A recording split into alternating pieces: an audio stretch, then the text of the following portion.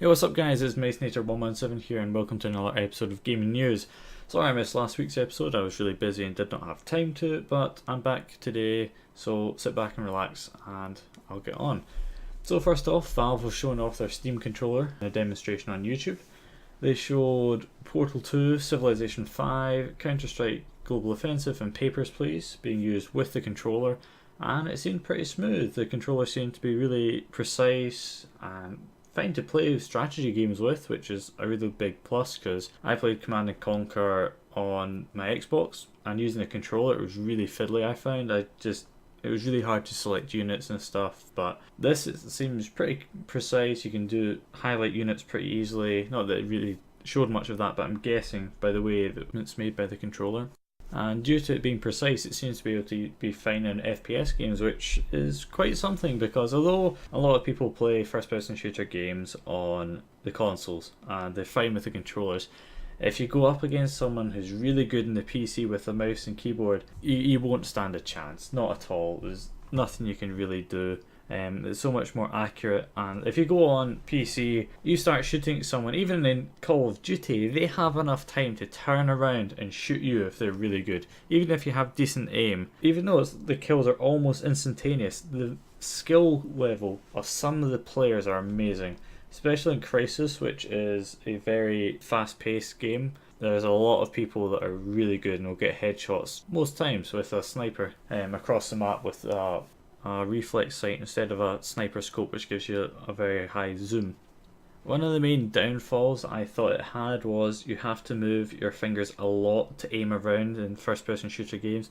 Although it may be precise, it kind of trying to turn around fast, it's a bit of a pain, and I'm guessing trying to move around very quickly is going to be a pain. In Crisis 3, if you've watched any of my gameplay, I'm constantly moving around, turning around really quickly and turning back, and it's very fast. And I don't know if the controller will be able to do that to the same degree, but who knows. And also in some real-time strategy games like StarCraft 2, there's no way it can compete to mouse and keyboard, just no way. But it's still looking like a really good investment, and I think I'll probably invest in it. I'm looking forward to that.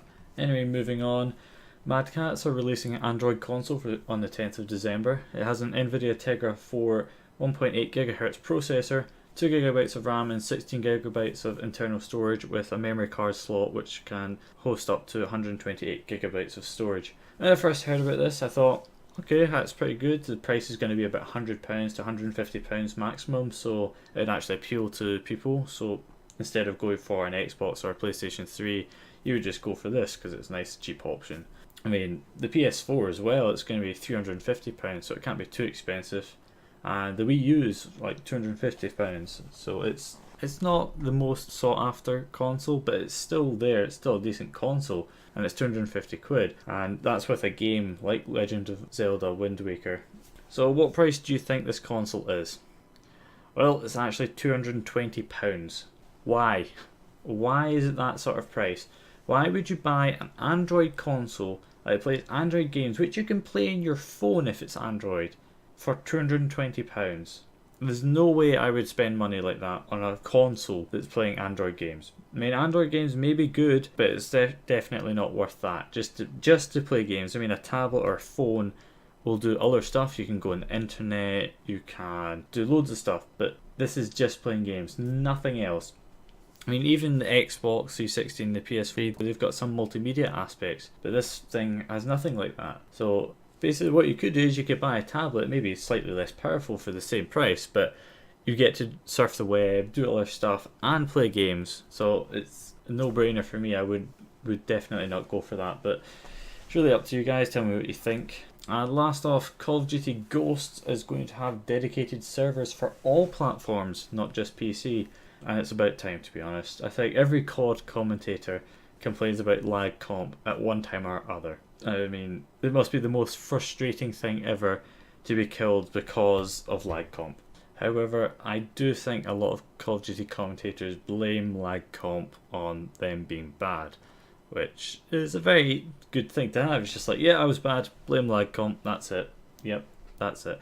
So they may not have that now. So if they have a bad game, they have to find something else to blame that on. I mean, I don't understand why they didn't have dedicated servers before. I mean, it's not as if Infinity Ward are strapped for cash or anything. They're making tons of sales in each Call of Duty, and it may be a worthwhile investment for them, as if probably this is why they're doing it now, because more people actually might stay on and buy DLC and actually stay in the game, buy other stuff, because I heard you can buy skins for your gun now. I don't know. But yeah, people may stay in longer if they don't get pissed off by lag comp. But anyway, that's just my opinion. If you enjoyed, please comment, rate and subscribe, and tune in for next week's gaming news. I'll see you there.